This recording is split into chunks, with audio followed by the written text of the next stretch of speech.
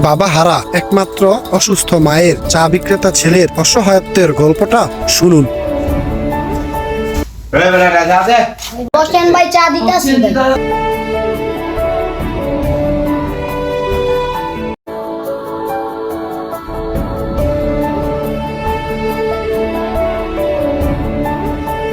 ভাইয়া একটা চা দাও, হ্যাঁ সুন্দর করে। নেন ভাই, চাটা নাও।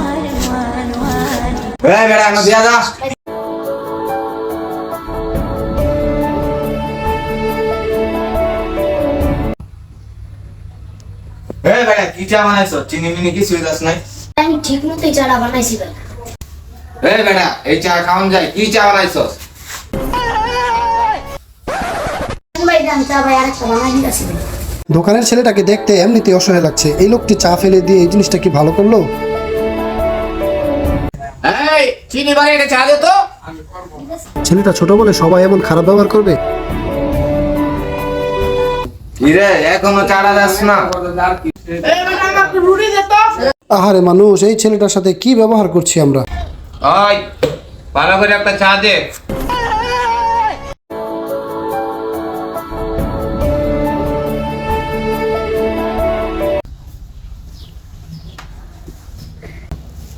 এই বেটা এটা কি চা দিছ?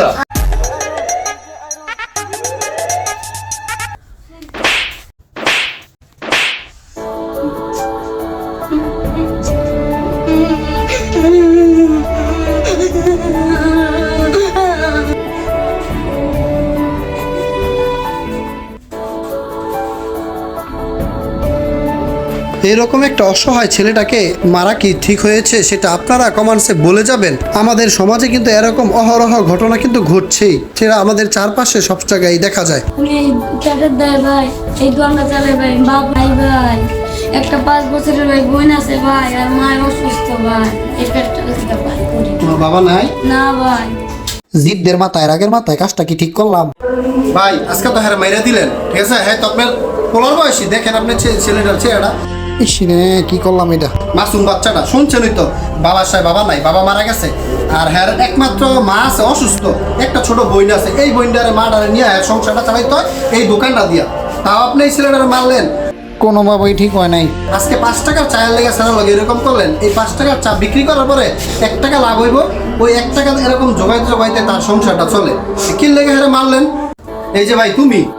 জি ভাই। হ্যাঁ হ্যাঁ, কিন্তু তোমার ছোট ভাইয়ের মতো, অথচ তুমি তার সাথে কি ব্যাপারটা করলো আমি কিন্তু এখানে বসে থেকে দেখছি। প্রথমে 1 কাপ চা দিছে, হ্যাঁ চিনিটা একটু কম হয়েছে, 1 কাপ চা তোমার কাছে 5 টাকা এটা ব্যাপার না, কিন্তু ওর কাছে কিন্তু 5 টাকা অনেক কিছু।